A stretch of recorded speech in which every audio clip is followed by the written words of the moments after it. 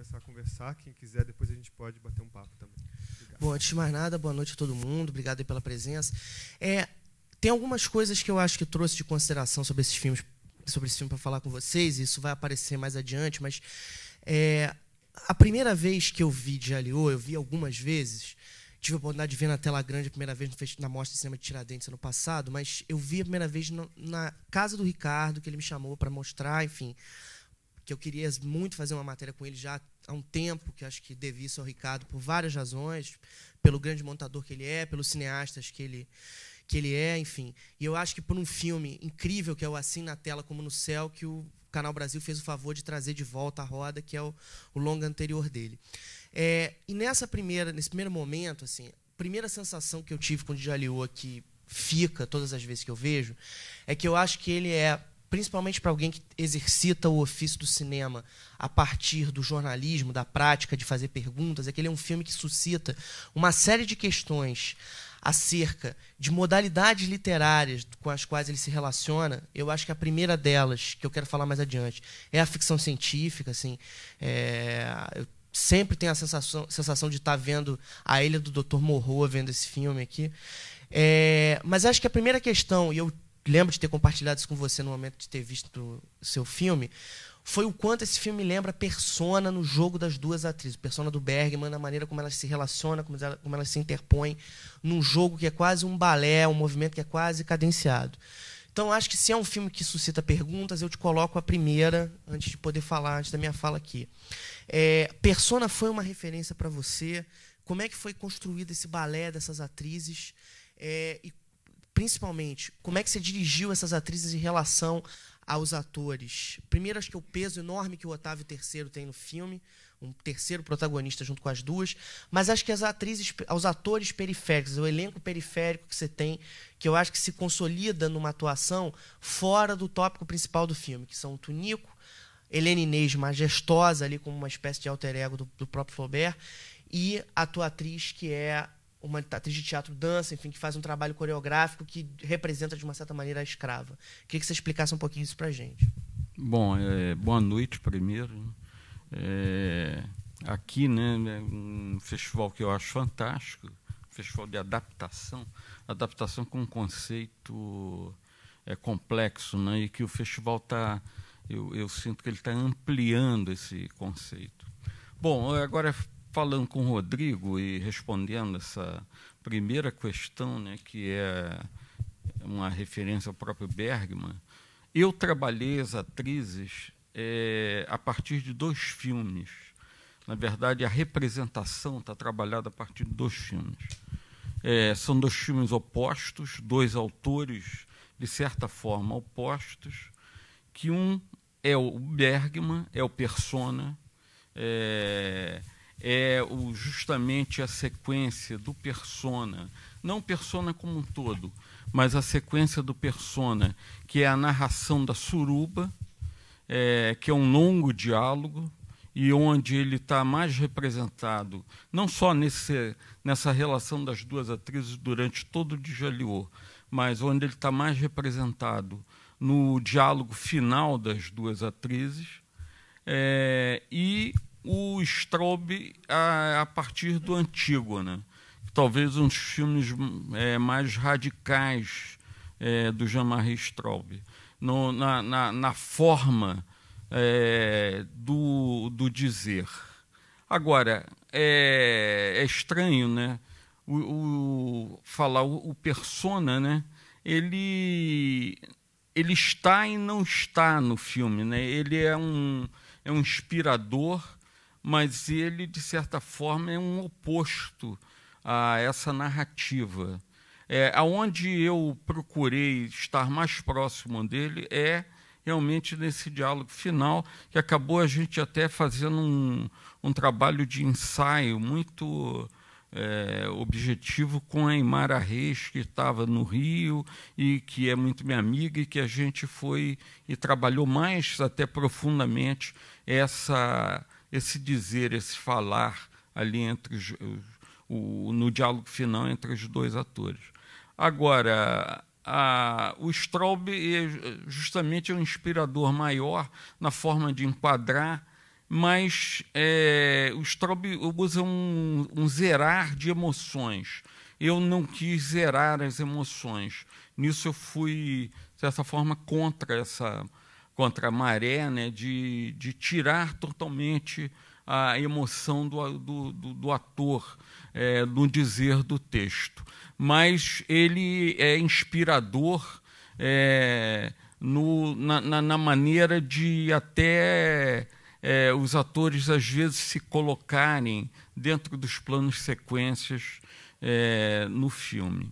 Agora, um inspirador talvez maior seja a questão seja o próprio Flaubert e a própria literatura do Flaubert e a própria ideia do Flaubert do narrador, que eu queria falar um pouco disso, que na verdade, a questão revolucionária de uma literatura, né, ali dos 800. Né? Esse Flaubert escreve esse conto com 16 anos de idade. É um jovem Flaubert, né? Ele está surgindo ali como escritor, escrevendo para alguns jornais da França.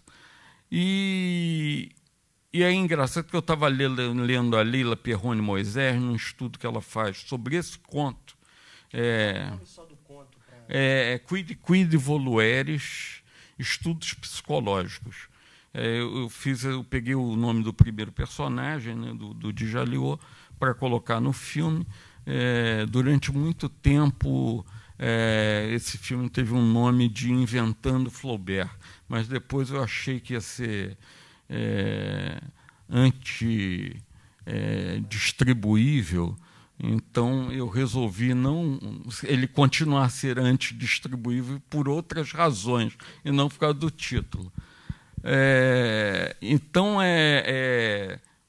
Mas voltando, né, o Flaubert como narrador, né, que é a essência, o narrar, né, o trabalho do Flaubert de narrar, do narrador pertencer, né, ao próprio personagem, né, ele entrar no personagem, narrar, sair.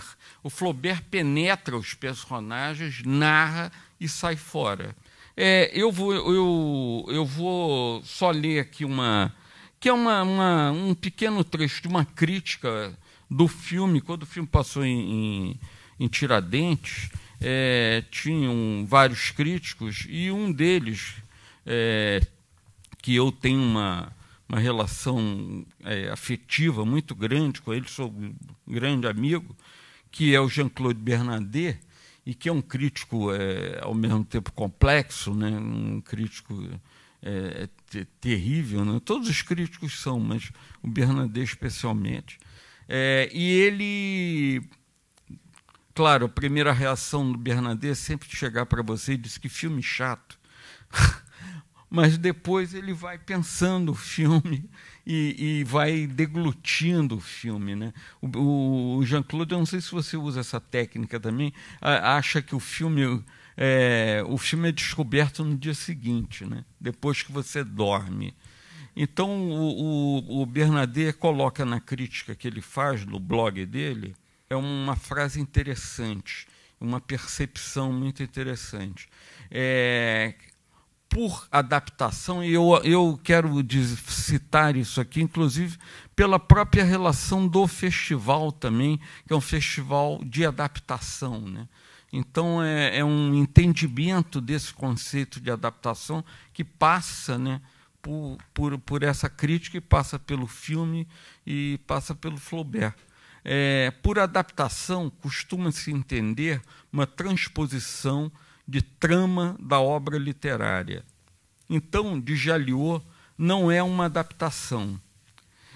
Pode-se dizer que o filme cria um espaço cinematográfico para instalar o texto narrativo, ou, em outras palavras, trata-se de encenar o texto. Essa percepção, né, é muito sofisticada. A percepção assim do filme é engraçado. É como a primeira vez que que o Rodrigo viu o filme lá em casa, a gente ficou conversando um pouco e ao sair ele me disse: o Bergman, que é outra percepção também, que é fantástica, de uma sofisticação, que perceber o Bergman ali, o Bergman está ali. Quando eu filmei aquele diálogo final, parecia que ele estava ali do meu lado. É interessante isso. É como o Jean-Claude chegar frio, dizer para mim e para a Bárbara Vida, a atriz, coitada, que ficou até meio impactada, que o filme era chato.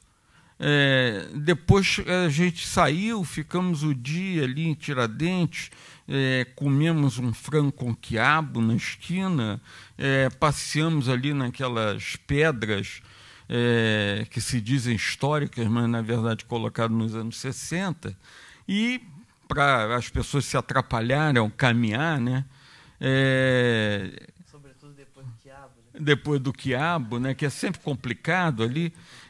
E foi um papo fantástico mas ele não tinha me dito nada disso, ele não tinha descoberto nada. Ele deve ter descoberto no dia seguinte teve um debate, que o Rodrigo estava até na mesa, e aí, dias e dias depois, ele me escreve um e-mail dizendo: a crítica está em tal lugar. E que tinha percebido isso. Não só isso, a crítica dele percebe uma série de questões que estão ali, e a questão básica do narrador, essa minha obsessão atual, que é a questão do narrador dentro do próprio cinema, dentro da literatura, também passando ao largo também com uma outra questão, que é de uma certa psicanálise interna ao filme. E aos textos, né, que eu venho trabalhando. Mas, e os outros atores? Claro, eu trabalhei o meu ensaio, né, que eu passei 3 meses com esses atores, e eu acho que só dessa forma eu estou pretendendo fazer um filme no meio do ano que vem. Eu já estou ensaiando há uns 4 meses, de vez em quando eu me reúno com os atores e a gente lê o texto e vai, na verdade, fazendo essa transposição de um texto para um outro texto, né, que é o texto cinematográfico. Então, essa coisa é fundamental, esse tempo que você tem que ter com um ator, sem emprego de nenhum assessor de direção, né, para te perturbar a mente e estragar teu filme, como todos os filmes brasileiros estão sendo estragados com esse assessor de direção.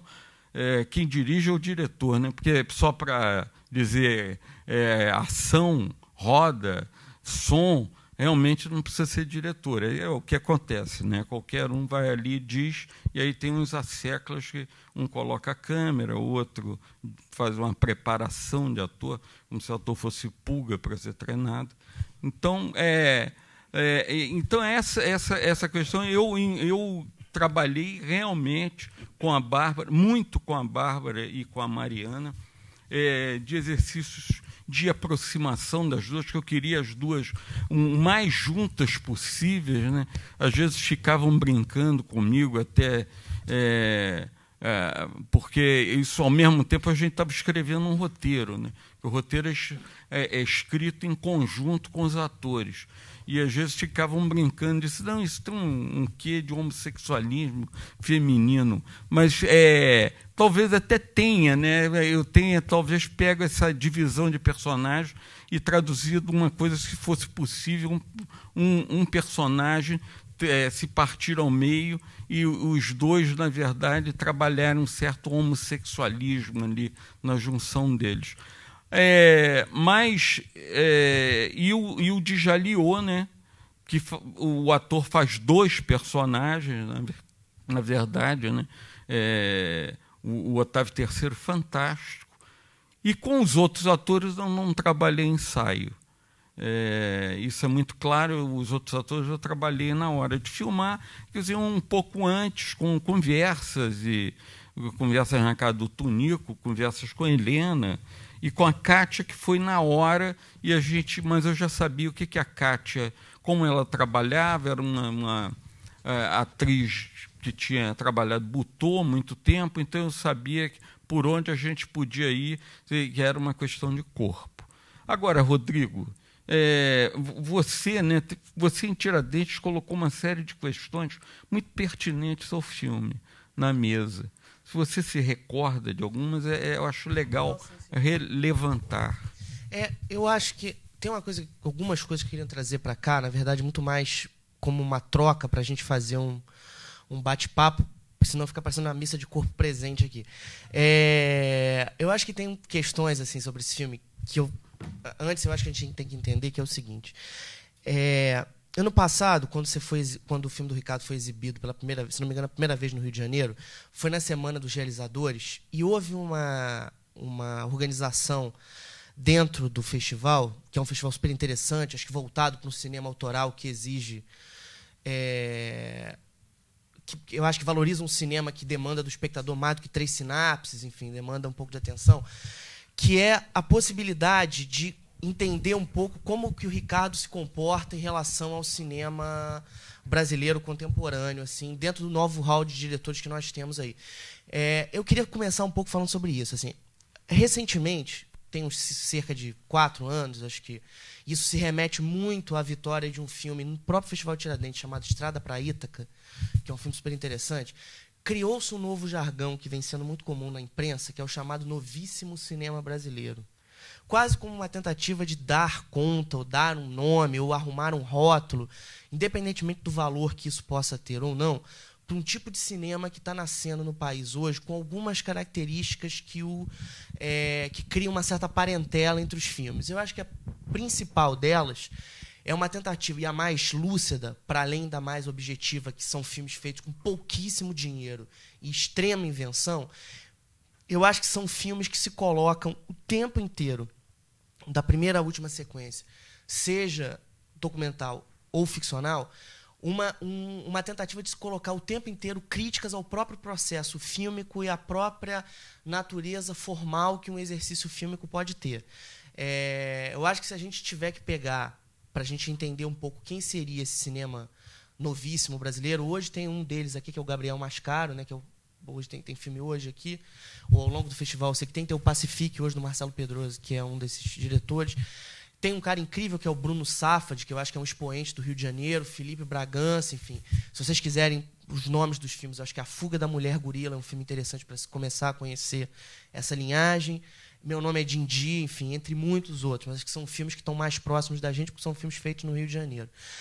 O Ricardo, eu acho que se instaura dentro dessa linhagem fílmica de uma maneira muito similar a que o Robert Altman se estabeleceu dentro do cinema americano dos anos 70, ou, mais especificamente, o cinema americano conhecido como Geração Easy Rider, ou Nova Hollywood, que filmou entre 67 e 80 um cinema muito mais engajado em colocar perguntas na forma e no conteúdo de fazer o filme.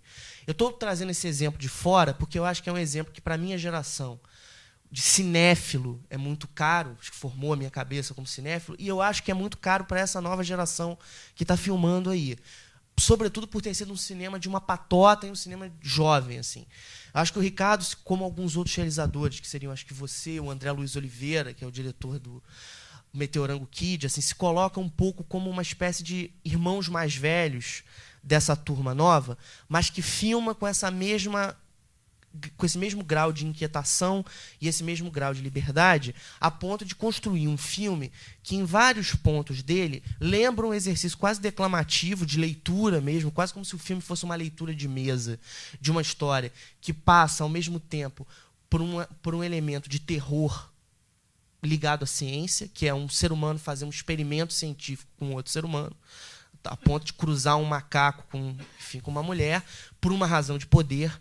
E eu acho que poder é a palavra-chave para se entender esse filme em diversos aspectos. É a razão que monta esse filme na relação dos personagens internos. E, da mesma forma, eu acho que esse filme traz um elemento muito característico do próprio Flaubert, nesse processo de se pôr dúvidas e de se questionar como forma, que é o seguinte: tem uma leitura de um pensador brasileiro, acho que singular, que é o Renato Janine Ribeiro, um cara polêmico, às vezes, por suas posições políticas, mas que eu acho que é um cara que pensa a estética de um jeito singular, que ele fala que a grande função do Flaubert na história da literatura, no ciclo evolutivo da literatura, a partir dos 1800 para cá, trabalhado nesse assumir a um nível de excelência, como poucas vezes se viu, o tema que talvez seja uma espécie de farol dentro da literatura ocidental, europeia, feita a partir do Cervantes, que é o leitor que se perde na própria leitura. Que esse seria a estrutura mais vamos dizer assim, de espinha dorsal do próprio Madame Bovary, que é a personagem que, na sua paixão por romances, vive uma vida que tenta emular o mistério da ficção, o mistério da literatura, o mistério de você inventar vidas possíveis e você ir nessas portas que a literatura abre, que a invenção abre e que às vezes abre apenas no teu imaginário, não no real. E que ao transpor essa imaginação, você se perde numa fronteira do que seria a insanidade e às vezes numa perda que é sem volta total. Eu acho que, de uma certa maneira, no processo de assumir, na forma, esse exercício que é quase um exercício de leitura sem livro, ou seja, personagens que enunciam a ação, como se elas fossem proposições, quase como se elas fossem pequenas equações que vão se somando, construindo um axioma do poder, da relação do poder em uma determinada época da Europa, e do poder atemporal que a ciência exerce sobre os homens, na sua possibilidade infinita de criar portas abertas, fictícias, para um real, que é um real hipotético, e que às vezes se torna real, mas na base é real hipotético. Eu acho que você monta esse mesmo esquema do leitor que vai se perdendo pouco a pouco na sua leitura. Eu acho que tem uma questão nesse filme que é absolutamente sedutora, de processo, e que traduz isso que eu estou falando, que é o fato de essas pessoas que estão enunciando questões de uma determinada época que não é a delas, e que enunciam essa época num tipo de narrativa cinematográfica que não é, de modo algum, uma narrativa realista ou que tende apenas a te contar a história tal qual ela é. Mas é quase como se fosse uma narrativa oral em volta da fogueira, né? Um exercício de Walter Benjamin mesmo, de mostrar como que aquele reconstruir do passado pode ser um exercício único naquele tempo, e aquele é o tempo que vale, porque aquele é o tempo do recordar. Pouco a pouco, esse processo, que é um processo de recordação, vai se confundindo com um processo que é quase uma gira, e as personagens vão entrando de uma certa... Essas personagens leitoras vão virando personagens. O que é um recordar do Quid Quid Volueris, que é o texto do Flaubert que você usa como guia, vira um exercitar do Quid Quid Volueris na narrativa fílmica. Ou seja, as personagens passam, no plano da leitura do que está escrito, a vivenciar o que está escrito, a encenar, como o próprio Bernardet colocou, o que é escrito, criando um tipo de cinema que eu acho que é muito fronteiriço, uma encenação que está entre um teatro dança até, com personagens da Kátia Costa, né? Que cria, eu acho que baseado nesses movimentos do Butô e de um certo bailado, mas eu acho que tem essa questão o tempo todo do personagem. Eu acho que, por exemplo, tem opções que você faz que tornam isso muito claro e tornam isso claro num exercício que é quase de desenraizamento e pertença na história, que é o fato de você confiar dois personagens centrais ao mesmo ator, que é o Otávio, e que tem um recurso de interpretação muito singular, porque o Otávio, ele provoca em você, ao mesmo tempo, um envolvimento enorme, porque ele tem um tom épico de agir, de se movimentar, né, de mover o corpo, que acho que evoca uma tradição de atores brasileiros que hoje a gente tem cada vez menos. Eu acho que talvez o último grande desses atores seja o Valmor Chagas.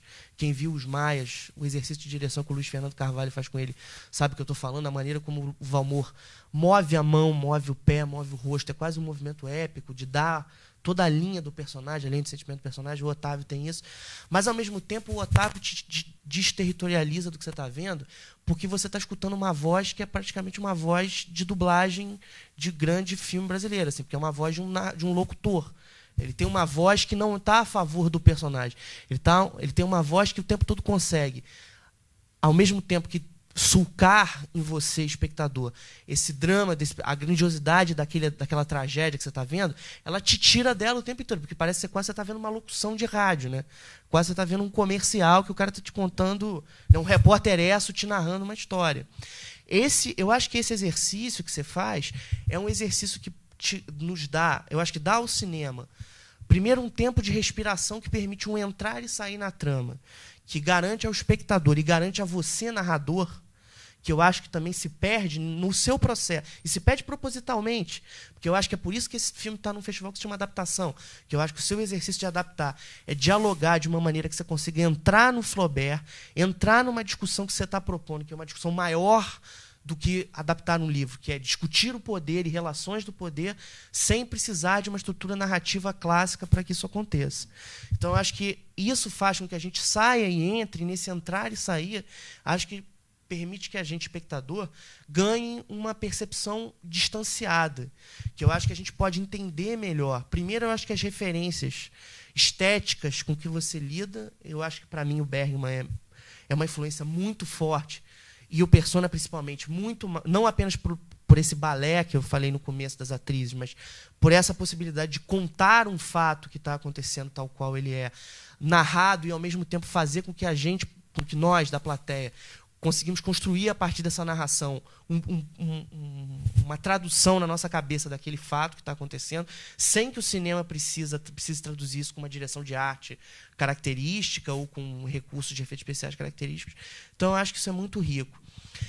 Eu queria, só para fechar, antes de voltar ao Ricardo, ou passar para vocês aqui, levantar, eu acho que outro caso no cinema, que eu acho que faz com que a gente tenha um exercício.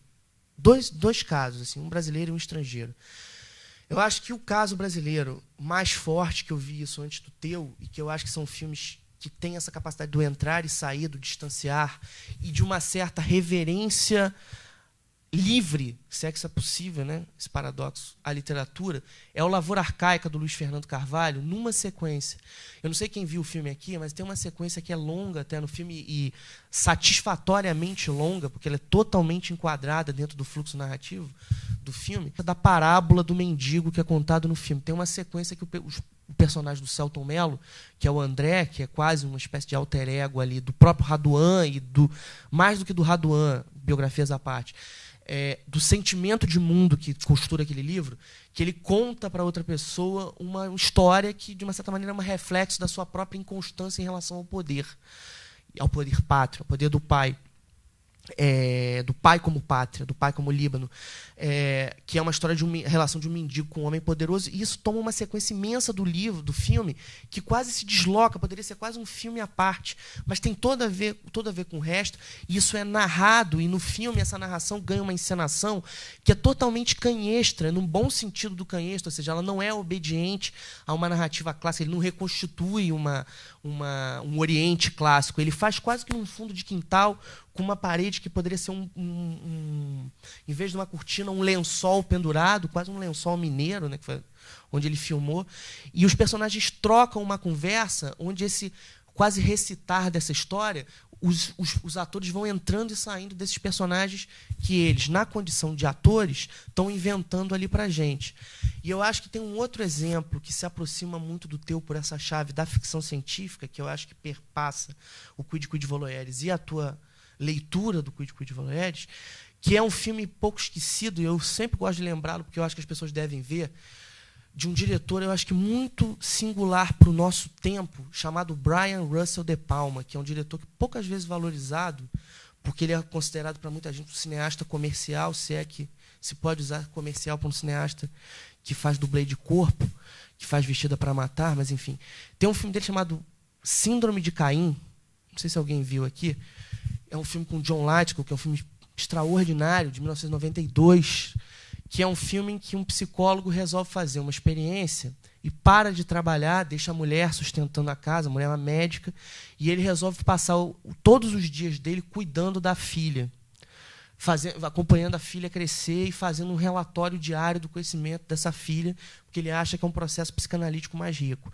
E nesse exercício, que é um exercício se aqui a gente tem um evolucionista, ali a gente tem um exercício meio behaviorista, um certo fantasma do passado, que eu acho que faz o personagem agir como age, vem à tona numa crise de identidade que encaminha um filme para momentos de terror assustadores, como é a marca, acho que do Brian De Palma, e que é uma marca de gênero, aparentemente, que parece ficar no gênero, mas que ele usa para construir uma discussão muito maior sobre o poder dentro de uma família e como pressões de fora faz com que os chefes de família, sejam homens ou mulheres, conduzam a sua prole por caminhos que podem ser extremamente perigosos para a prole ou para si mesmos.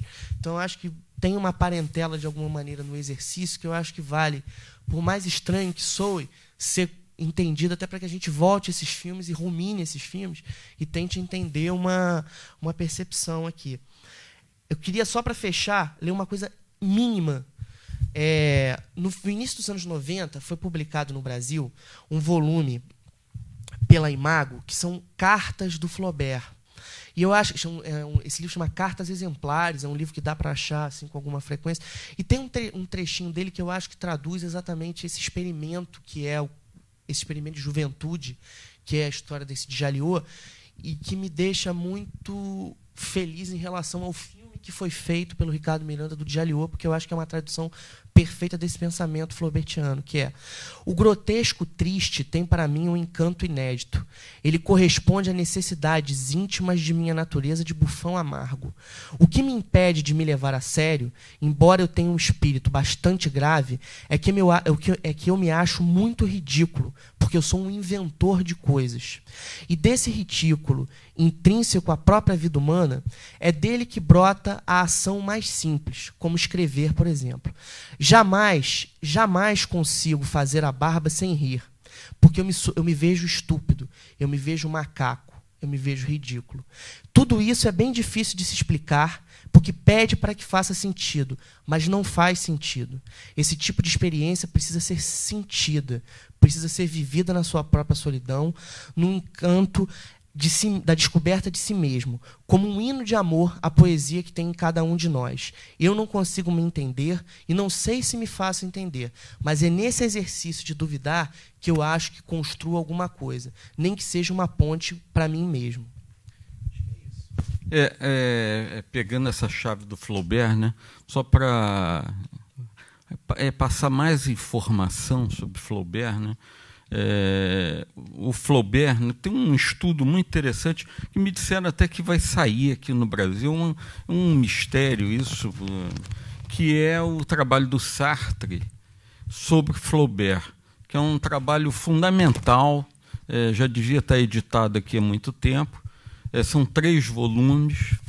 É engraçado que eu li uma entrevista do Sartre há pouco tempo atrás, onde ele dizia que ele detestava Flaubert, mas que ele não gostava do Flaubert, que não achava o Flaubert, mas ele escreveu 3 volumes sobre Flaubert.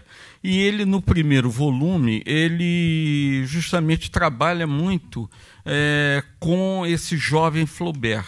E o jovem Flaubert, ele trabalha muito quid volueris, o Virtude e Paixão, e mais 2 ou 3 contos do Flaubert desse período.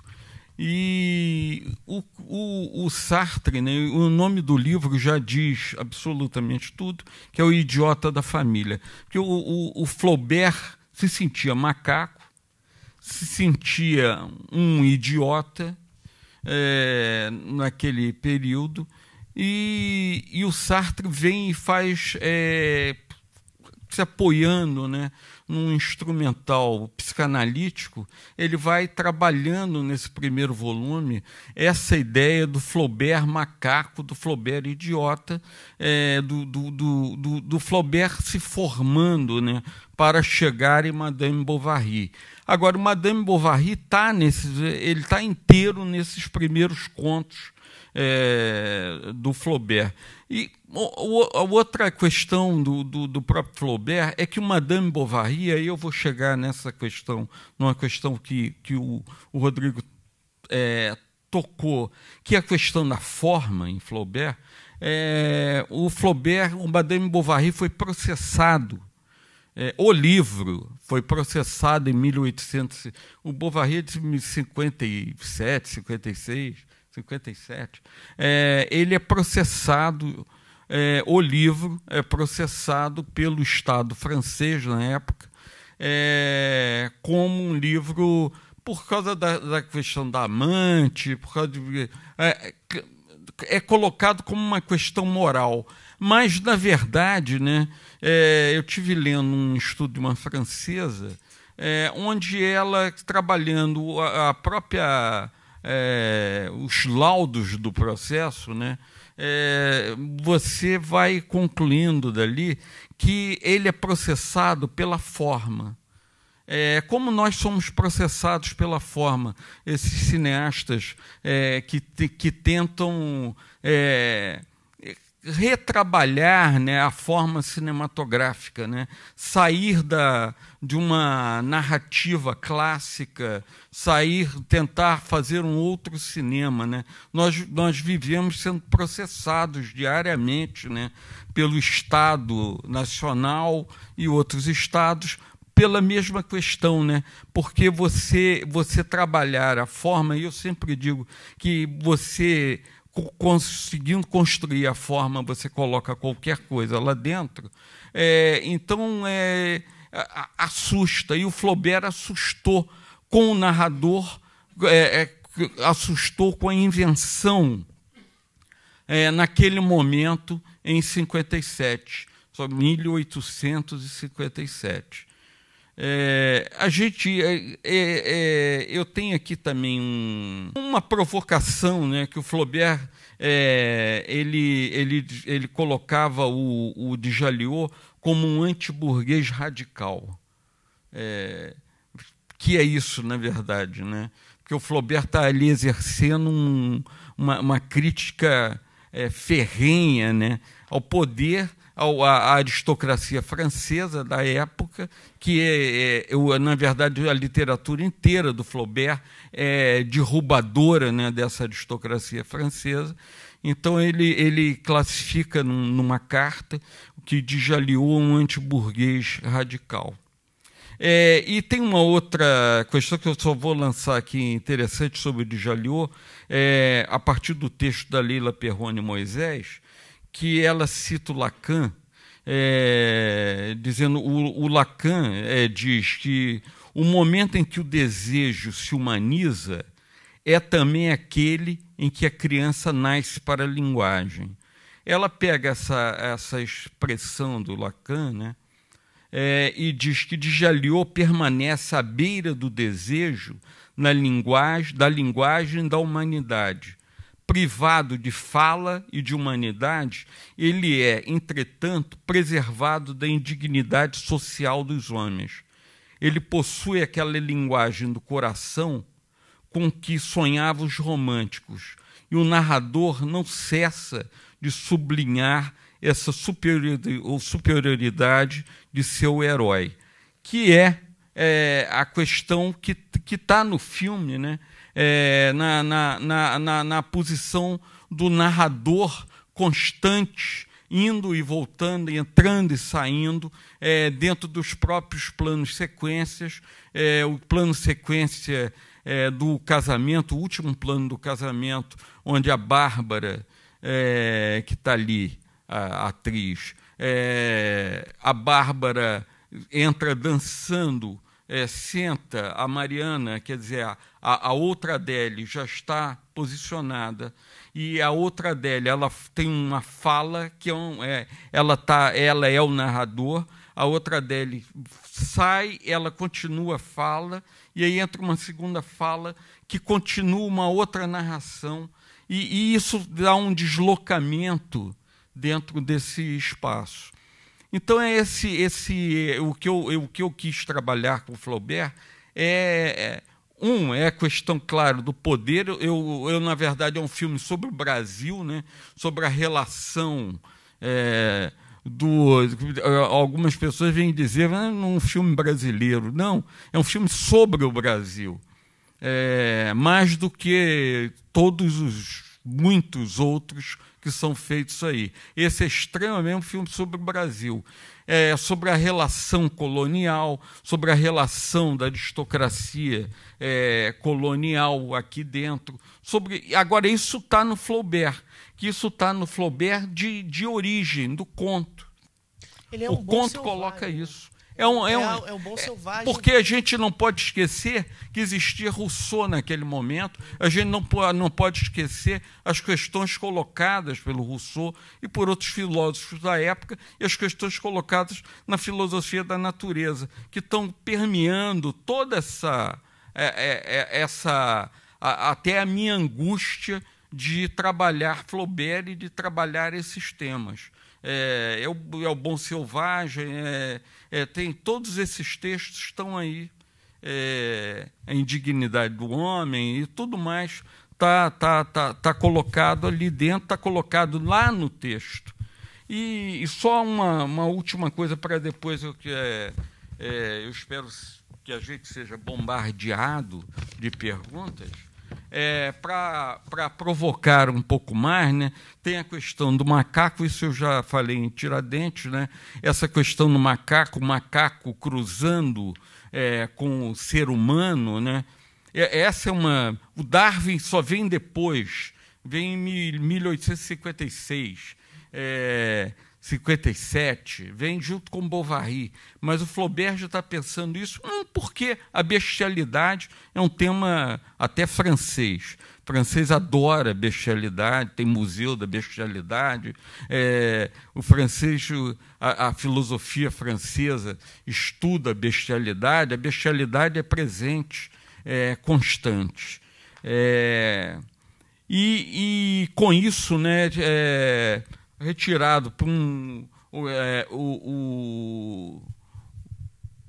isso me foi encaminhado, esse texto eu não conhecia antes, né? Foi encaminhado pelo Matias, que assina uma assessoria filosófica,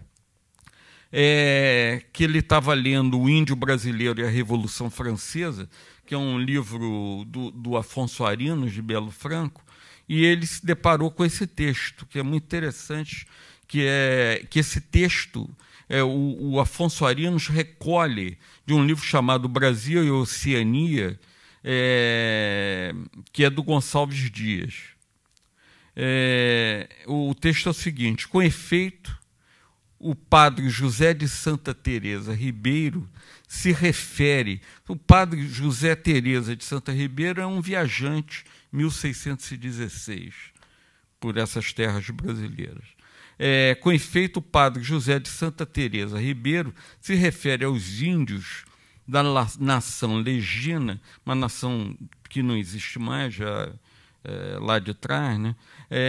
Que os bandeirantes paulistas devem ter trucidado naquela época,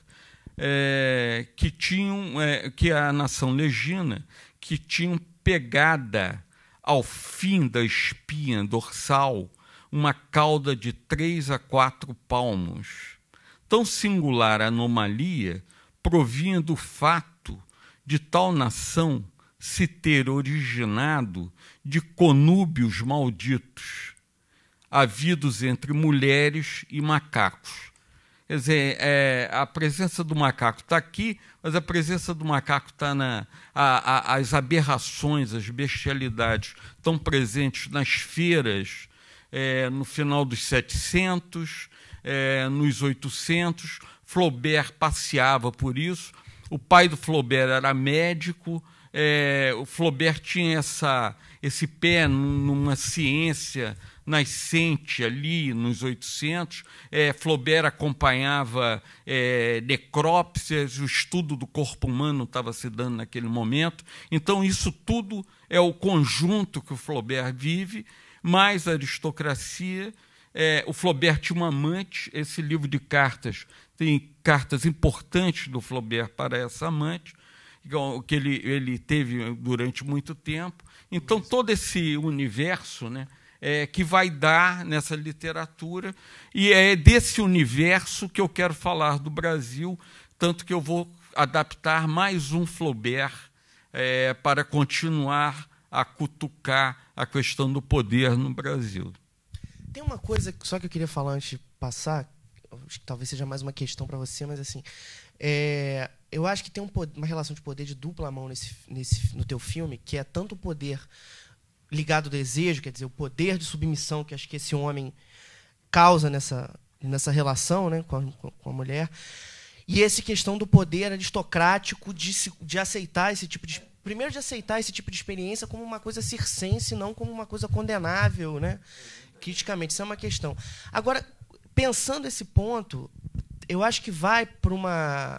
Me leva a querer fazer um pouco uma genealogia do teu trabalho como realizador, e eu assim na tela como no céu, porque eu revi o filme recentemente do Canal Brasil, e assim, uma coisa, Ricardo, que eu fico pensando, assim, seu filme é quase uma chanchada, não neo-chanchada, como tem se feito aí, mas é quase uma chanchada abrasiva, marginal, feita na virada dos 80 para os 90, acho que com um espírito crítico dos anos 80, feita já na virada para os 90, assim, né, já nos 90. É uma questão interessante que eu acho que também tem ali o que mostra mais uma vez a tua autoralidade, não apenas nessa inquietação formal, mas eu acho que também no tema, na escolha temática, que é a relação do poder, assim, o tempo todo, assim na tela como no céu, que é um filme super alegórico sobre a entrada, o trânsito entre céu, terra e inferno, como esses três planos se fundamentam. E eu acho que, em vez de fazer uma divina comédia, você fez quase um exercício sobre o Brasil, no sentido que o teu filme é um filme sobre a corrupção, assim, né? Eu vendo esse filme, revendo o filme recentemente, é um filme sobre como o Estado brasileiro se comporta, não em relação à igreja ou à noção de fé católica, que eu acho que nos fundamenta historicamente muito, mas em relação a essa sensação do que é o bom, do que é ser bom, mal e feio, né? Como é ser brasileiro em relação à noção de maldade plena, em relação de bondade plena, e o caminho do meio, que eu acho que é o que impera um pouco no teu filme, no sentido de uma acomodação de o melhor de todos os mundos, desde que todo mundo saia bem, saia ação na história, que é um pouco que eu acho que o personagem do narrador é no Djaliô também. Enfim. Gente, vamos escutar vocês aí.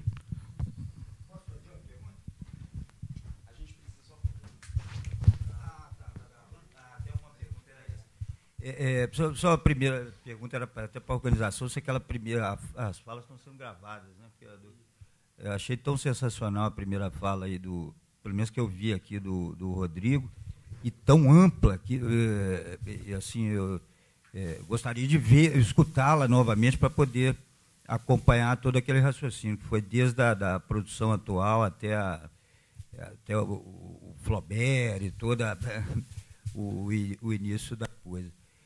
Mas é isso, então está sendo gravado, eu vou poder ler isso com calma e por partes, né? Agora, para o Ricardo, eu gostaria de perguntar o seguinte, e dizer, né, que eu já vi esse filme, eu acho que seguramente 10 vezes, né? E hoje aqui eu vi o início dele e ele estava um filme novo para mim, extraordinário, assim. Eu não pude ver ele, eu vi ele até os primeiros 10 minutos e estava achando assim, uma coisa tão extraordinária, mesmo e tão diferente, nova para mim, né? Que isso eu acredito que só no grande cinema que acontece. Mas eu não pude ficar até o final porque eu estava com as questões ali... Claustrofobia, as questões pouco evoluídas, como futebol e tal, estava pensando...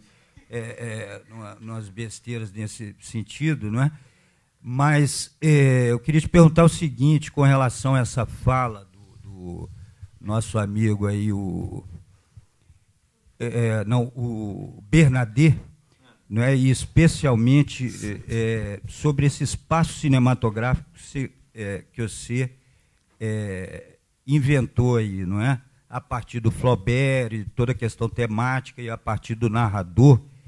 Eu queria saber como você chegou nesse espaço cinematográfico que está aí no filme, que isso que para mim é mais emocionante, mais gratificante de ver como eu vi hoje, né? Com a fotografia do Zé Luiz, do Antônio Luiz e as nossas atrizes, aí, os ensaios e a sua admiração pelo Straub, pelos rigorosos aí. a partir de uma encenação a encenação seria, como o Bernadette fala, uma encenação do texto, né? Uma encenação seria uma coisa do teatro, mas como que você chegou nessa, do cinema também, mas como você chegou nesse espaço cinematográfico que o filme descobre aí? Você falou em teatro, tem uma outra questão que o próprio Bernadette coloca, que ele vai e compara um pouco o trabalho com o trabalho do Aderbal, com o teatro ali descritivo, né, do Aderbal, que o Aderbal faz isso, de certa forma, com o teatro, né? Ele pega um texto e ele encena o texto, onde diálogos e o narrador estão ali no conjunto disso, com um trabalho muito interessante a parte do Aderbal com o teatro.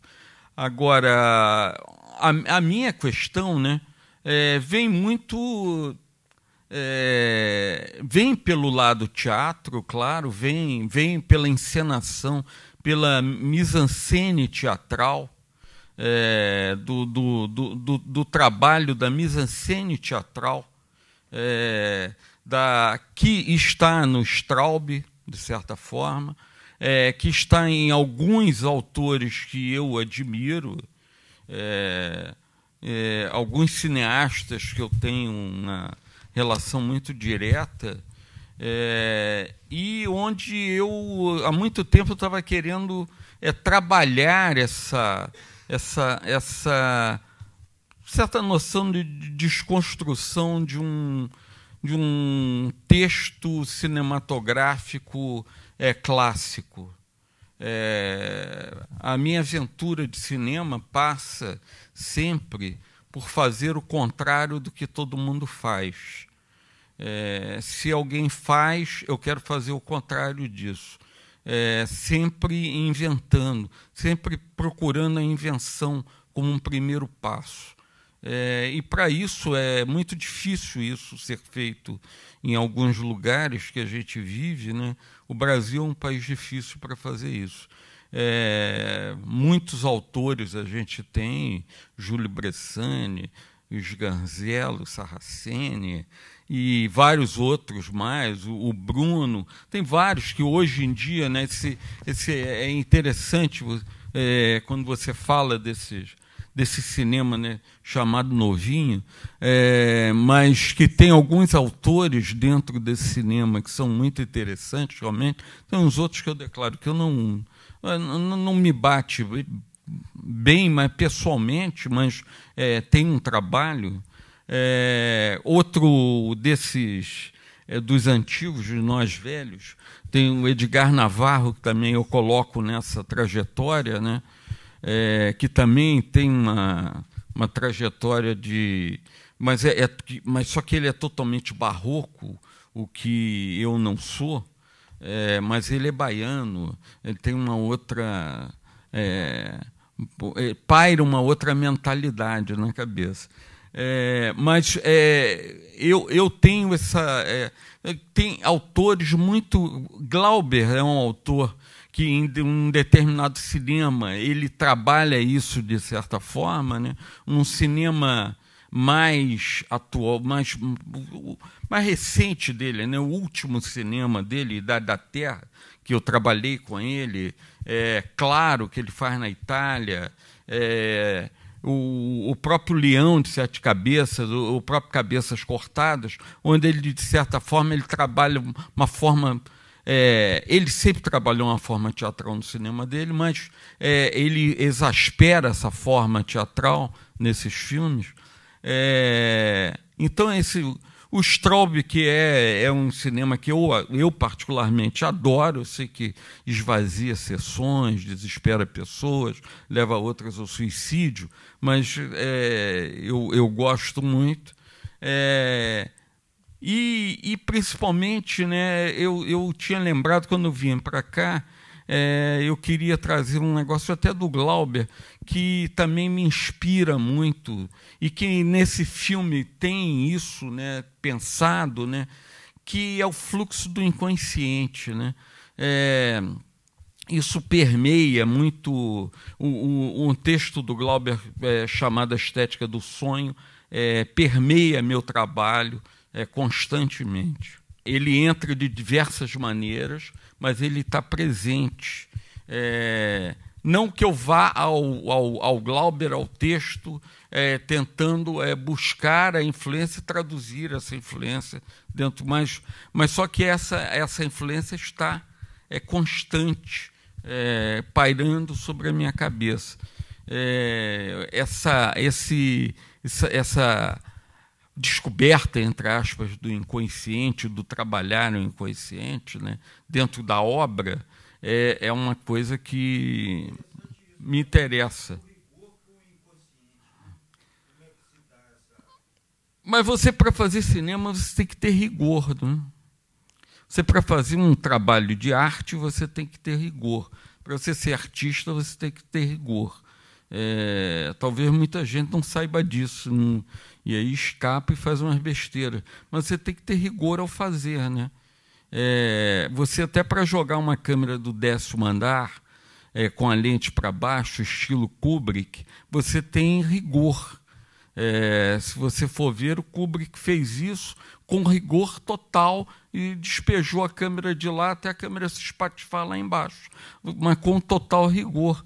Então, toda a experimentação tem que ter rigor.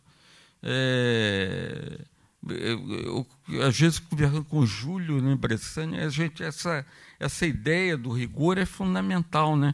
Não ninguém sai chutando as coisas. Por isso que meu filme eu comecei a adotar bibliografia, porque eu estudo para fazer isso. Eu não chuto.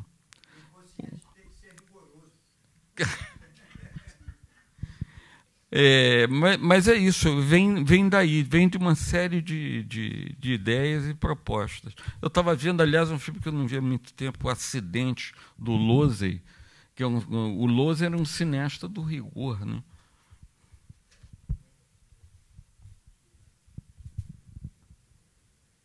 Só aproveitando, já que você puxou o gancho, o conteúdo dos nossos debates, das nossas mesas, ele fica disponível no dia seguinte, no site do festival. Então, todas as mesas, durante a semana toda, aqui no Moreira Salles, Oi Futuro. Então, acessem. Quem mais tem que ver? Todo mundo vê o baile.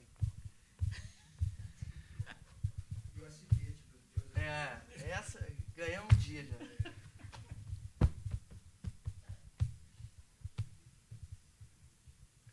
O Acidente não tem editado aqui, né, nessas terras brasileiras, mas procurem na internet que acham.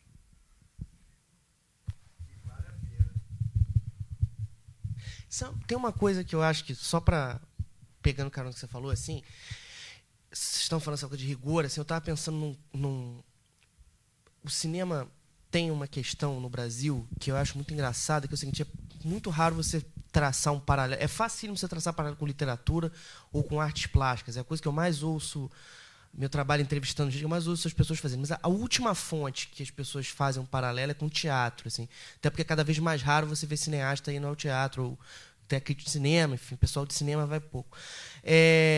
Isso é uma crítica que eu ouço todo mundo assumir, por isso que estou trazendo aqui. Mas tem um exercício teatral brasileiro que eu acho muito interessante e próximo do que o Ricardo fez com o Flaubert, com esse conto específico, que é um espetáculo que eu acho que deveria ser encenado anualmente, assim, mas não é, obviamente, por todos os processos da cultura desse estado e desse país, que é um espetáculo que o Henrique Dias fez em 2004, chamado Ensaio Hamlet. Não sei se alguém aqui teve a oportunidade de ver. Que ele fazia uma leitura que era um processo de desconstrução da encenação do Hamlet. Assim, inclusive, uma das atrizes do filme é a Bel Garcia, que faz o filme de amor do Bressani, tá? Absolutamente incrível na peça, e faz uma coisa curiosa. Assim, as cartas da Ofélia, tal qual tem no livro, na peça, né, são cartas dela, da própria atriz, que são levadas e lidas no palco e jogadas numa encenação que é meio dança, assim. E é um processo muito interessante, que é um processo de desconstrução, justamente para você chegar quase nos engramas da peça, assim, quase para você chegar nos temas centrais que o Hamlet ainda suscita ao ser readaptado nos dias de hoje, em especial quanto a questão da loucura está inerente a essa busca incessante pelo exercício do poder. Eu acho que tem o teatro brasileiro hoje, não só na peça do Henrique, mas eu acho que em alguns casos, como o Aderbal que você trouxe aqui, nessa busca por uma desconstrução formal ou de uma experimentação formal dentro de uma cartilha que às vezes a gente considera limitada ou superada, sobretudo por conta desses processos todos que acho que os meios digitais abriram, as potencialidades, enfim, as PAs e PGs narrativas que a internet abriu, eu acho que o teatro ainda está sendo, ou tenta ser, mais ousado em certos pontos. Não vou fazer uma comparação burra com o cinema, porque eu acho que o cinema tem ainda muita ousadia e, às vezes, a gente não reconhece porque a gente não vê. E mesmo no cinema comercial tem algumas ousadias muito interessantes nesse ponto. Mas, às vezes, as pessoas preferem não ver esse tipo de cinema. Por isso que eu faço questão de citar Brian De Palma em todos os debates que eu faço, porque eu acho que é um cara que, no cinema comercial, faz ousadia.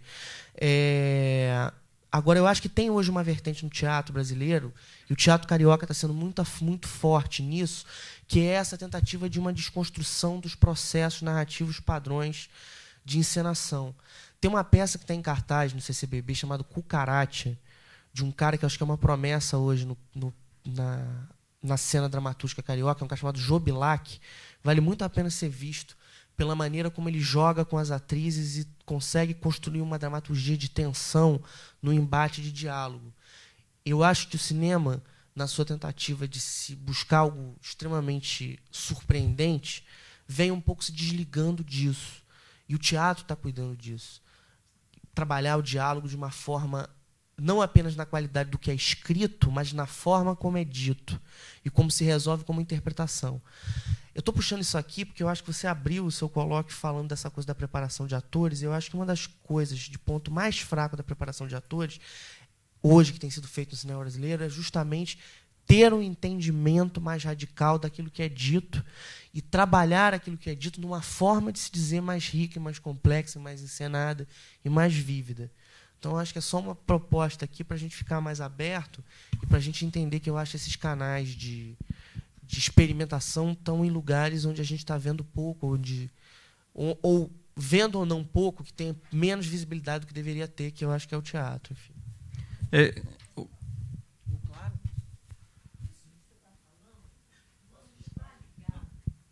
Acho que só fala no microfone porque estão gravando. Isso que você está falando não está ligado ao fato, por exemplo, o teatro, ele tem até pela sua própria natureza um projeto e uma maneira de chegar ao dito infame e essencial patrocínio que o cinema não tem. Né? Porque o teatro, por exemplo, o teatro tem o Centro Cultural Banco do Brasil, que patrocina suas peças, que faz. Claro. E o cinema, ele não tem isso. Então, eu acho que é muito mais difícil, quer dizer, a ousadia Pro cinema, claro. É um diretor como o Ricardo Miranda fazer isso. Entendeu? Independente de ter patrocínio ou não. Mas nem todos os diretores de cinema têm essa coragem ou essa possibilidade. Então, eu acho que isso aí é uma coisa que a meu ver, tem um lado que é terrível, que é a questão do patrocinador. Ele patrocina o que ele quer. Né? E no cinema a questão é outra. Né? Eu acho que a sua fala tem uma questão preciosa que amarra todo esse debate que a gente está falando, que é, se você foi no ponto que faz com que o Jalliot exista, que é a questão do poder. Se você está falando de mecenato, de patrocínio, de apoio, fundamentalmente a gente está falando de poder. A gente está falando de um exercício que permite que um tipo de cinema exista. Eu só trouxe essa... Pô, obrigado. Só que eu acho que é importante que a gente raciocine um pouco isso, porque eu acho que existe... eu super concordo com você, mas assim, é porque eu acho que é preciso que se veja a maneira como o teatro... o que o teatro está trazendo, e eu acho que às vezes se vê pouco isso. E eu acho que se vê num aspecto... Eu não estou falando isso apenas como um papel cívico, assim, não, porque temos que ver o teatro. Não, isso não é isso. É porque o Ricardo levantou uma fala final, que é uma fala de você construir um cinema que é bibliografado. É um cinema que tem uma bibliografia. Então, se a gente está trabalhando com um tipo de cinema que é altamente sofisticado, não porque ele se propõe a não ser... Não é isso. Ele é altamente sofisticado porque ele tem exatamente um rigor que não é um rigor pensado metodologicamente. Ele é um rigor que vem de uma expressão autoral. A expressão autoral do Ricardo Miranda fazer filmes implica num tipo de rigor que é um rigor que é a maneira como ele vê o mundo e ordena o mundo, e ordena a contação de histórias que ele tira a partir da relação dele de espectador no mundo, de estar no mundo. Agora, a partir do momento que se enuncia como parte desse tipo de produção cinematográfica a necessidade do estudo, que eu acho, primeiro, de uma humildade incrível, segundo, eu acho que é um caminho de se produzir um cinema que eu acho que pode, sim, ser nevrálgico, ser fora da curva, ser fora dos padrões, eu acho que a gente tem que incluir também essa percepção não apenas do que é clássico, do que é considerado, eu acho que um parâmetro de leitura rigoroso, que é, por exemplo, a literatura do Flaubert, mas a gente lê também o que é do nosso tempo, que está para além da própria literatura, que é o caso do teatro. E que é um processo vivo de encenação. Eu fico muito feliz quando se fez você citar o Aderbal, porque eu acho que, primeiro, a gente está falando de um cara aqui que não apenas tem uma obra rica como teatro, como diretor de teatro, mas é um cara que é um pensador de mundo. Um cara que encena Bergman nos dias de hoje, e não para fazer um espetáculo multimídia comercial, mas porque ele precisa contar a Sonata de Outono de novo no palco, acho que não é por acaso que esse cara existe, porque esse cara consegue construir uma obra tão coesa. Pois é, e é um cara que consegue ir do Bergman a Campos de Carvalho, fazer uma coisa absolutamente genial como Púlcaro Búlgaro. Você viu Djaliot 10 vezes, eu vi Púlcaro Búlgaro 7 vezes no teatro, que eu achei aquilo absolutamente magistral.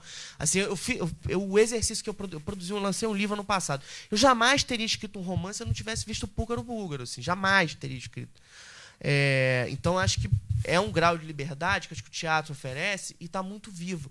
E eu acho que é importante anunciar isso, não apenas porque eu acho que as atrizes do teu filme militam nessa praia teatral com um grau de liberdade, experimentação muito sólido, e que nem sempre a gente tem, eu acho que no que a gente costuma ver nas protagonistas do cinema brasileiro. Isso não é uma crítica, mas assim, acho que é uma percepção de um modelo que se tem. Mas porque eu acho que a gente tem que pensar um filme como Djaliot não como estanque no mundo, como um exercício isolado. Porque, sabe qual é o problema? Porque eu acho que se a gente passa a ver assim, a gente passa a ver primeiro como um cinema quase como de geração espontânea. A gente passa a ver não como se fosse um filme. O Djaliot passa a ser visto como se fosse uma mitocôndria que se divide por cissiparidade e aí só existe porque se multiplica sozinho, entendeu? E não estamos estudando citologia e afins aqui. Estamos falando de cinema, de um processo vívido que passa pela indústria, etc, etc. Então, eu acho que para a gente entender um tipo de cinema como o do Júlio Bressani, como o dos Ganzerla, como o da Helene Inês, que eu acho que o Bandido da Luz Vermelha é um dos grandes, a volta do, o Luz Vermelha, é um dos grandes filmes brasileiros lançados esse ano. Eu acho que esses filmes existem porque eles estão, de uma certa maneira, relacionados com um contexto de cultura, que eu acho que comporta, entre aspas, esse tipo de deturpação da prática artística, tal qual você fala, que é um desvio artístico que eu acho que a história da cultura sempre teve, um mecenato, um patrocínio. Agora, a gente tem uma figura de um Estado que banca filmes, mas não necessariamente faz uma curadoria desses filmes. Né? Tipo, você tem uma curadoria que consegue comportar, sei lá, a Febre do Rato e a Guerra dos Rocha no mesmo edital, o que pode ser extremamente rico por um outro, mas extremamente estranho de se entender do outro. Então, acho que a gente tem que ter essa capacidade de relativização e entender que esses fenômenos fílmicos, como o do Ricardo, não são estanques no mundo, se relacionam com uma série de coisas. No mundo tem muitos desses. E aqui no Brasil também tem muita gente que está fazendo isso, sofrendo desesperadamente, mas que está aí fazendo, tem alumbramento, tem um monte de gente que tem grupo mineiro, tem gente que está aí fazendo. Cada um do seu jeito, mas estão aí fazendo. Agora, só voltando para uma questão, porque esse é um festival que tem o nome de adaptação. Aí eu só queria registrar, já que estão registrando com essa câmera aqui, que está aqui na minha frente, aqui numa diagonal, só registrar o seguinte, que o processo dessa criação de um espaço cinematográfico para colocação de um texto, o processo de chegar a esse texto, dessa tradução, né, para esse espaço cinematográfico, não vou chamar de adaptação, passou por de certa forma, por uma experimentação também, né? Desde o processo inicial, que foi trabalhar atores, contexto original do Flaubert, e se colocando, se achando, né? Aos poucos, nesses 3 meses, a gente foi fazendo diversas leituras, os atores muitas vezes iam cortando o texto, junto comigo, junto com a Clarissa Ramalho, que trabalhou, na verdade, ali como uma roteirista, com uma função, né? Essa função mais acadêmica. Isso não é contra os roteiristas, por favor, mas com essa função mais acadêmica do que é um roteirista, né? Que talvez essa ideia de roteirista tem que passar por uma transformação, como a ideia de adaptação. Acho que o próximo passo do festival é justamente agora, já que ele começou a se transformar, a ampliar o conceito de adaptação. Então, eu acho que agora eles têm que começar a ampliar a adaptação roteirista, ampliar esse conceito roteirista, né? De certa forma, a gente trabalhou sem nenhuma ideia de curva dramática, e isso não passava pela minha cabeça. Dizendo baixinho aqui, eu ficaria até constrangido se, na hora da gente estar fazendo a leitura, alguém levantasse esse tema, curva dramática. Não existia nesse corte de leitura de mesa, como no teatro, né? A função. Então, mas voltando à questão da adaptação, né? Esses cortes realizados, e não existia ação. Era o texto. O filme foi sendo construído, era o texto. O texto era o filme. Num determinado momento, isso tinha que ser traduzido para para o outro espaço. Eu tinha que pegar esse texto e jogar ele dentro de um espaço. Que espaço seria esse? Classicamente seria o quê? Paris, 1830, festas parisienses. É engraçado porque o Flaubert, inclusive, tinha uma obsessão que as festas naquela época, isso nos contos todos de início, né? O Flaubert põe várias mulheres de seios nus andando, como se Paris fosse é engraçadíssimo assim, o imaginário ali do adolescente. Mas onde locar isso, né? Aí a Bárbara foi e me disse: vamos ao sítio do meu pai, em Petrópolis. Ali no sítio, e no momento em que a Bárbara foi fazer um café, para a gente, estava eu, o Antônio Luiz, que era fotógrafo, e ela, sentado naquela mesa que aparece no filme, eu e o Antônio conversando, eu com uma máquina fotográfica, eu e o Antônio conversando, e a Bárbara da cozinha, que era o espaço depois da sala, né? E ao olhar a Bárbara fazendo café, a ação inteira do filme veio. A gente só soube as ações que tinha que fazer na hora. Na hora. Você sabia? Sabia, né?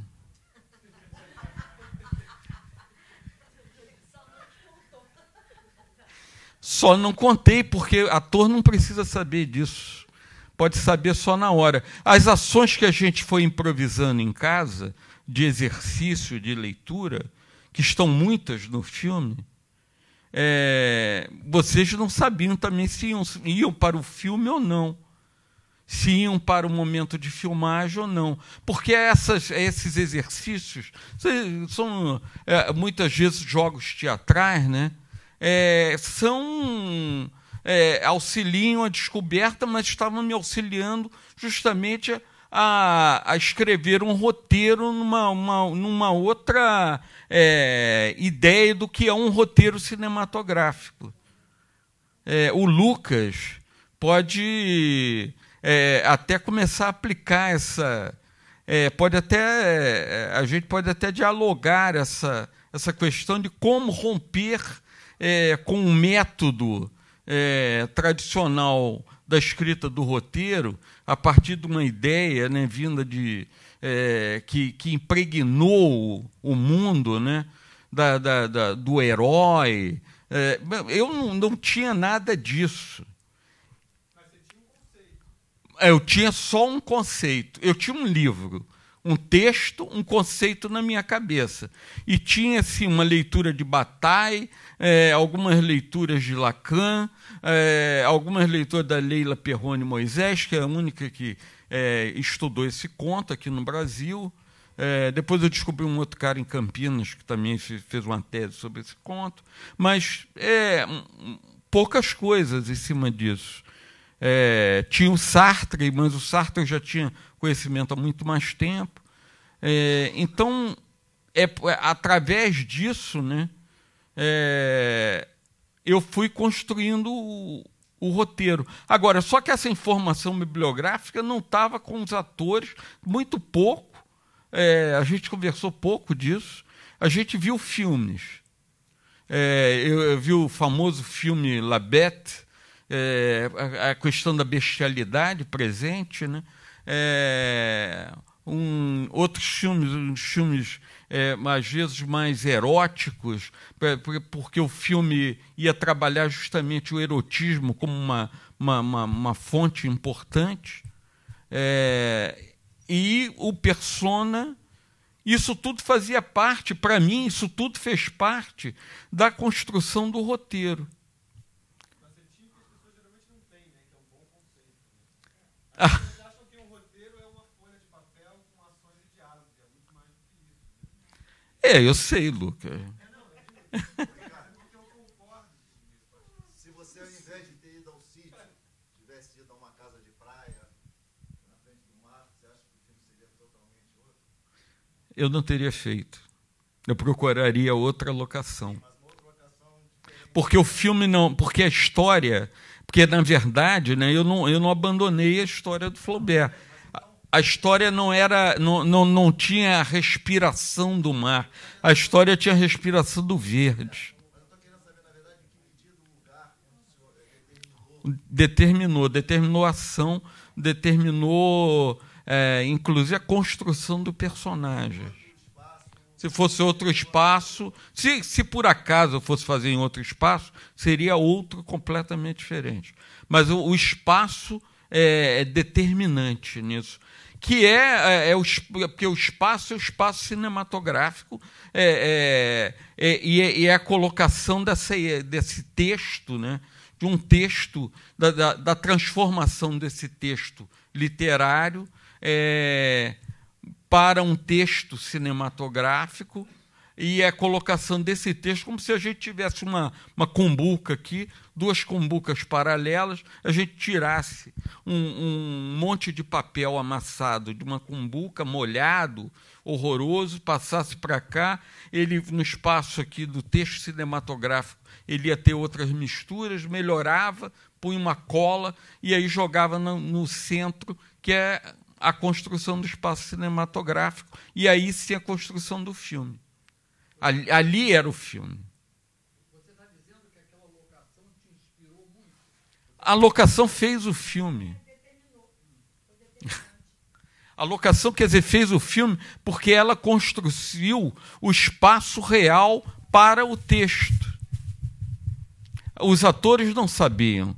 O caminhar da Bárbara descalça dentro da casa diversas vezes para fazer café começou a determinar o filme.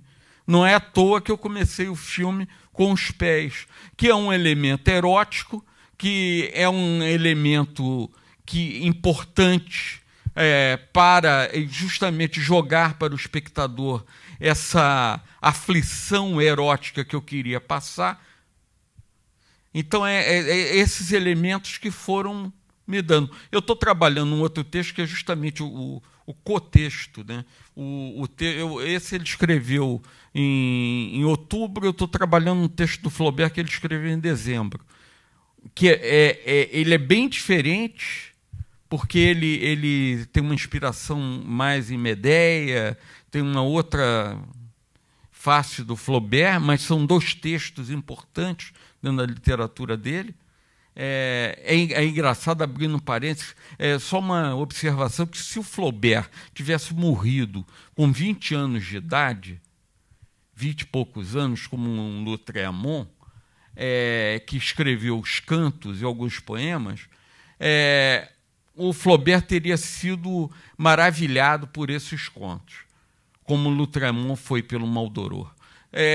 Mas como o Flaubert viveu mais, isso tudo foi esquecido e jogado, de certa forma, no lixo. Tanto que a gente, na Bahia, quando o filme passou lá, tinha um francês que nunca tinha lido esse conto, e o cara era professor de literatura e tinha estudado Flaubert.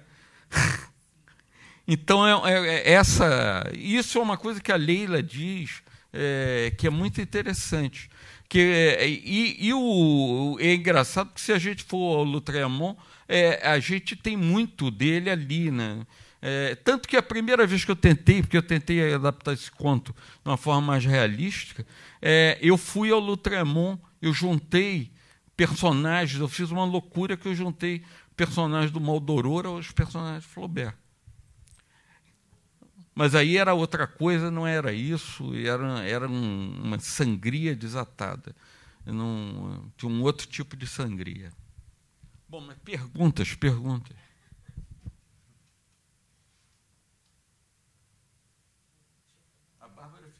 A Bárbara desesperou porque ela não sabia. Agora ela não vai dizer, como é que vai ser essa ação?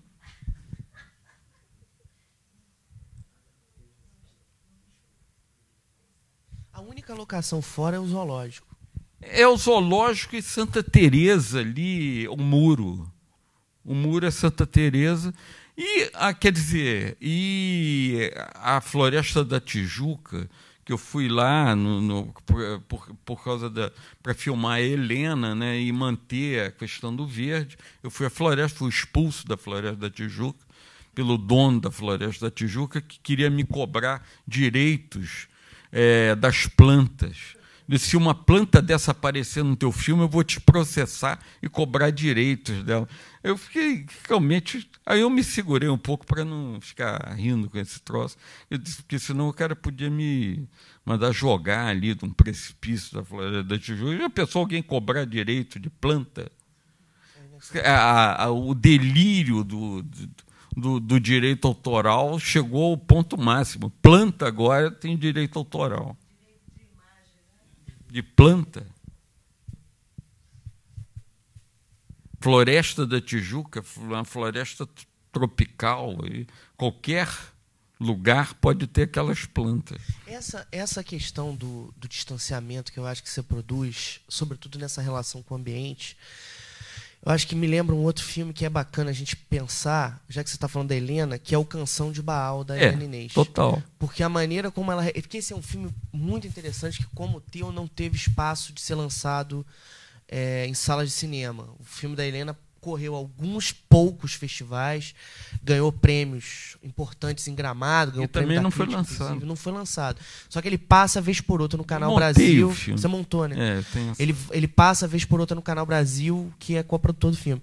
E que tem uma relação, eu acho, que com essa coisa da adaptação e com essa coisa dos movimentos, que eu acho que é muito perpendicular ao teu, assim. Acho que são filmes que se comungam de alguma maneira. Quer dizer, eles se comungam de uma maneira muito afetiva, né?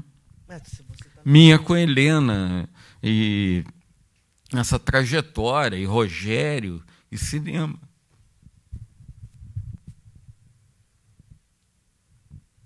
O filme, quer dizer, ele é inspirador também na minha vontade de fazer um filme. Quando eu vi Helena fazendo aquilo.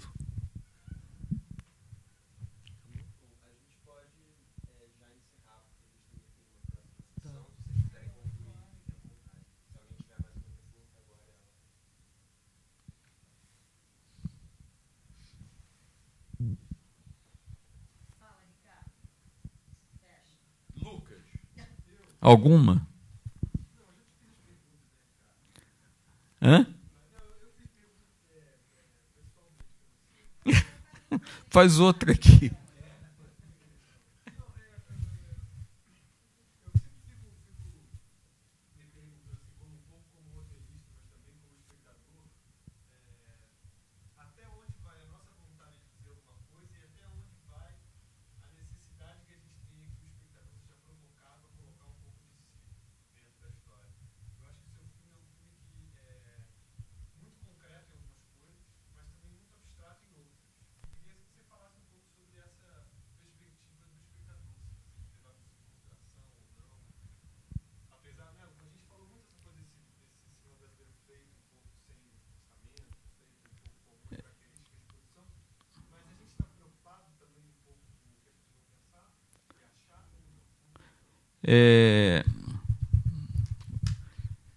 Eu deveria mandar desligar a câmera,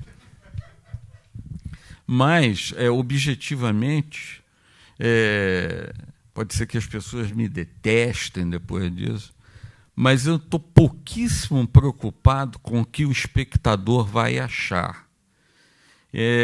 A questão é a seguinte: eu estou adaptando o meu desejo. Agora eu quero trabalhar esse conceito, de adaptar o meu desejo. O meu desejo, ele é mais importante do que tudo. Porque eu acho que o desejo do artista, né, quando você vai fazer alguma coisa, é mais importante do que tudo. Não é dizer ao público que se dane. Se ele quiser assistir até o final e meter o pau, ele pode fazer. Se ele quiser levantar, como levantou aqui rapidamente, que estava aqui na minha frente, ele pode fazer. Eu já esvaziei muitas sessões com outros filmes. Quando esse filme passou na Semana dos Realizadores, eu abri ali falando disso: eu vou esvaziar essa sala. A sala estava completamente cheia, com gente do lado de fora querendo entrar. Mas saíram alguns, até alguns que eu conheço. Mas isso não me importa muito, não, porque o meu desejo pessoal foi satisfeito ao fazer o filme. Agora, claro que eu faço o filme e, ao mesmo tempo, tem uma contradição. Eu faço o filme para ser visto. Eu quero ser visto, claro. Eu não vou também fazer um monte de filme e colocar debaixo da cama, como o Almeida Salles acabou ficando guardando uma cópia durante anos do Napoleão do Abel Gance, por outras razões, porque o filme não era dele. Eu não quero fazer a mesma coisa, colocar debaixo da cama uma lata e ficar ali guardando. Mas se a gente for pensar de saída no satisfazer o outro, a gente vai fazer... E aí, comeu? Então, o importante é eu fazer. Eu fiz esse filme porque eu ganhei um atrasado do imposto de renda. Ele devia ter colocado até a Receita Federal aqui, o logotipo, que me deu esse dinheiro, e eu fui lá e fiz. E juntei. Agora, eu adoraria pagar todos os meus atores, meus técnicos, tudo, mas não me permitem. Ninguém me dá um tostão para isso. Então, só que todos os meus técnicos, meus atores, as pessoas que estão envolvidas com isso, também têm o desejo de fazer. Aí tem uma verdade. Você também não pode negar que quando você coloca o seu filme e o público gosta, você gosta também, claro. Eu adoro ser visto.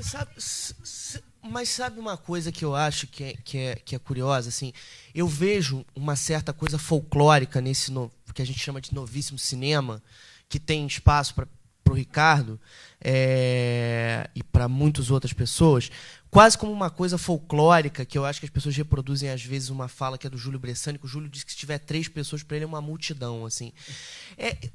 Sabe o que eu acho? Assim, e é por isso que eu acho que é uma coisa importante ser dita aqui por conta desse festival e desse termo adaptação que vocês adotaram aqui. Eu acho que está tendo uma mudança de comportamento na maneira, não apenas como os filmes são vistos, mas de uma maneira física de recepção dos filmes, porque hoje as pessoas, 90% das pessoas, baixam os filmes. Assim.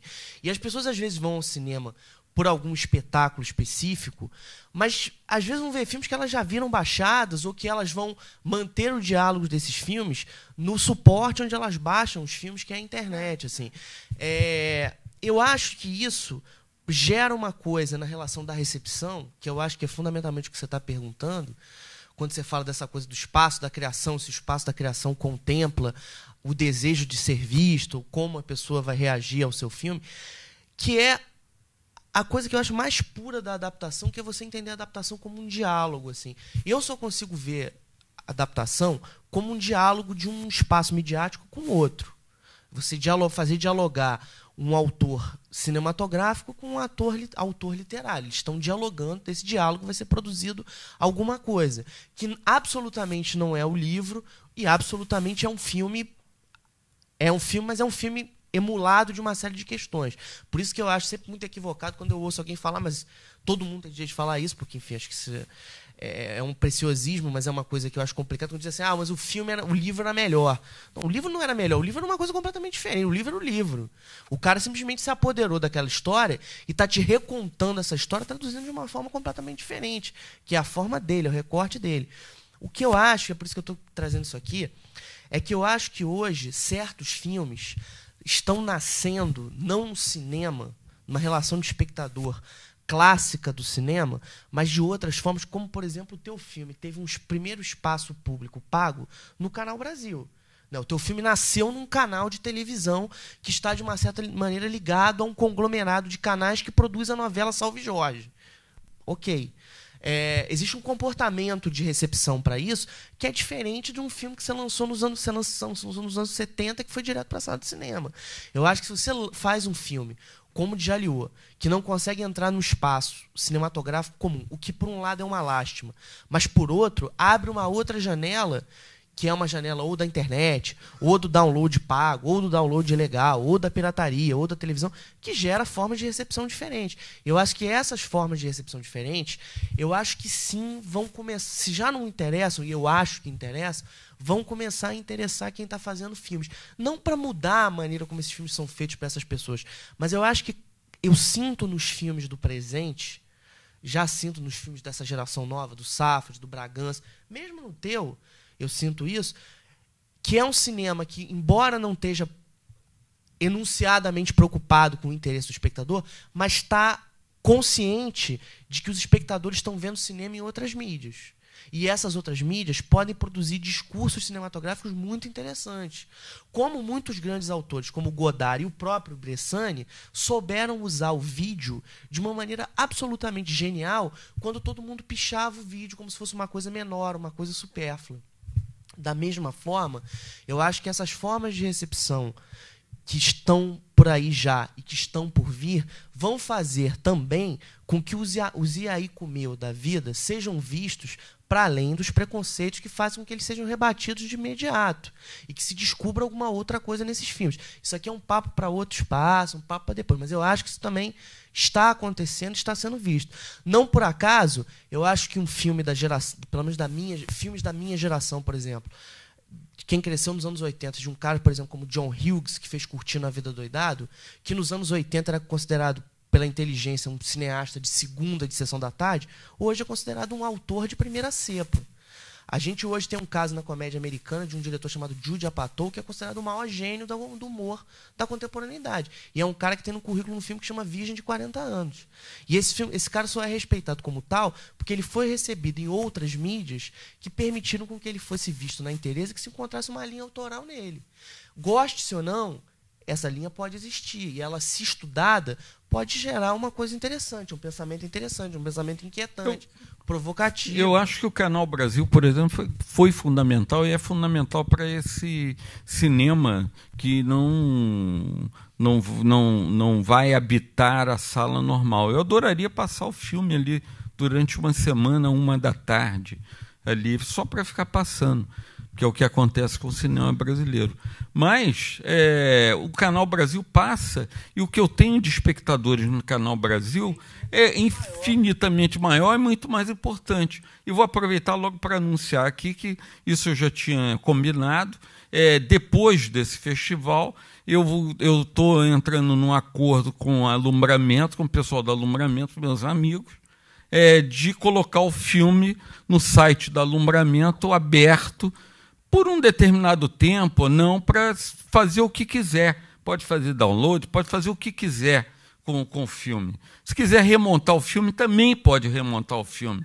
Não tem nenhum problema desse tipo de autoria. A minha autoria já está lá. O filme já passou a beça. É um filme para ser visto, eu quero ser visto. Agora, eu não vou fazer com o desejo, primeiro, que é importantíssimo o público ver.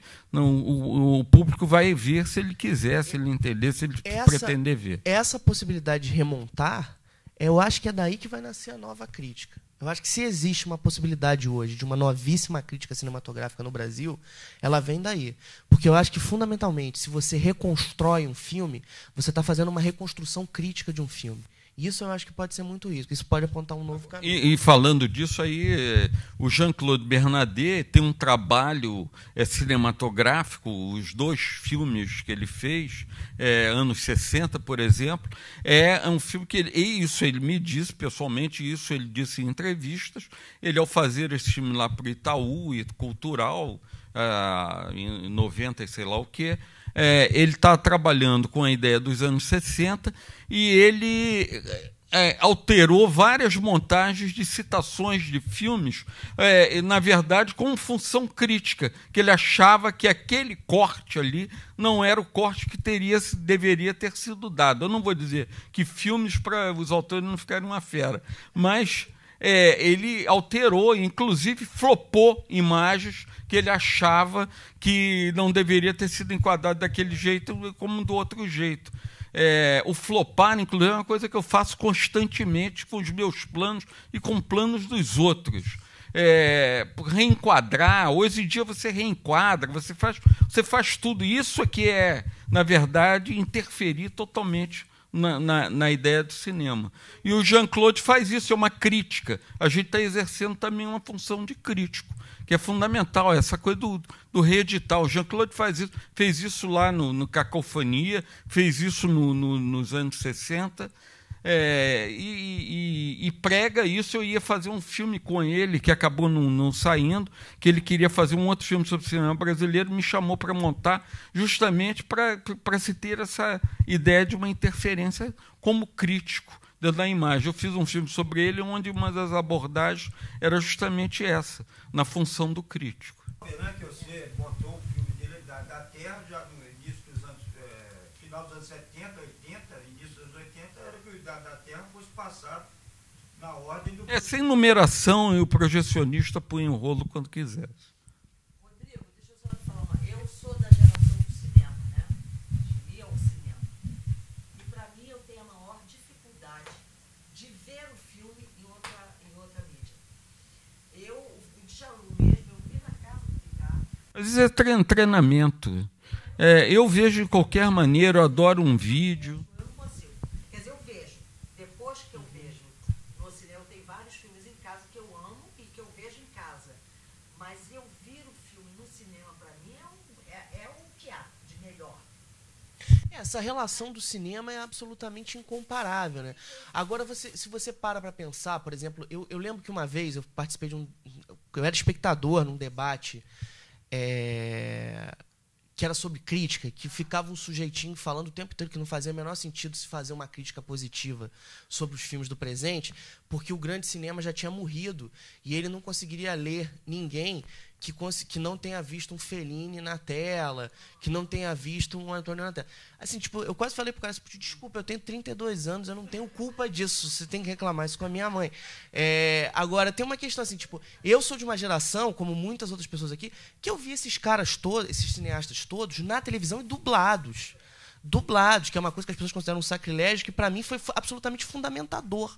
Você não, tipo, porque eu consegui ver atores geniais. Eu tive a oportunidade de ver o Francisco Milani, que era um gênio, dublando Robert Redford no Grande Gatsby, entendeu? Então, assim, eu descobri cinema na televisão, como todo mundo da minha geração, que tem 30 anos, foi assim. Então, eu acho que pra gente ver numa outra tela, é óbvio que você vai ver Lawrence da Arábia na telona, é um prazer, mas não só o Lawrence da Arábia, entendeu? Se você vai ver Virgem de 40 anos na telona, é um prazer completamente diferente do que você vê no celular. Porque os filmes foram feitos para aquela janela. Entendeu? Assim, a grande discussão que eu acho que o Padilha trouxe com o Tropa de Elite 1, naquele momento da pirataria, foi esse. Que o problema não era as pessoas terem comprado o filme por fora, enfim. Isso era uma ordem econômica, uma ordem... O lance é que o filme foi concebido por uma outra mídia, foi concebido por uma mídia gigante. Não por uma telinha de televisão de táxi, entendeu? Então, assim, existe uma perda. Mas eu acho que já existe um cinema hoje que é feito pensando nessa... E não por uma questão de uma concessão. Eu não acho que isso é por uma questão de concessão. Eu acho que é uma questão de uma percepção tecnológica. Existe uma palavra de um dos maiores gênios do cinema desse país, que é um cara que não é visto, chamado Alberto Cavalcanti, que foi o primeiro cara a escrever um livro de cinema realmente retumbante nesse país, que é o Filme e Realidade, que ele diz, para mim, cinema é arte e indústria. Esse cara fez filmes na Inglaterra absolutamente geniais, dirigiu um filme brasileiro precioso que é Simão Caolha. É um cara que não é visto, não tem DVD, não dá para ver em VHS, enfim, você tem que se virar e ver no mão ou em qualquer lugar, ou rezar para alguém fazer uma amostra. Que, aliás, acho que é um cara que poderia estar aqui numa futura edição. O cinema é assim, o cinema é um centauro. Então, necessariamente, quando o cinema se adapta, não é para uma concessão. O Bressani faz filme em digital. Isso não é uma concessão. Isso é uma percepção de que o suporte pode produzir um cinema tão absolutamente radical e essencial como o do Bressani. E quando eu digo radical, não é no sentido pueril da palavra, de é um cinema à margem, não sei o quê. Não, é porque é um cinema que é uma expressão plena da alma daquele realizador. Não se puna assim. Não se puna assim. Bom, só para encerrar, vamos sair daqui pensando que Djalma Ouro é um antiburguês radical.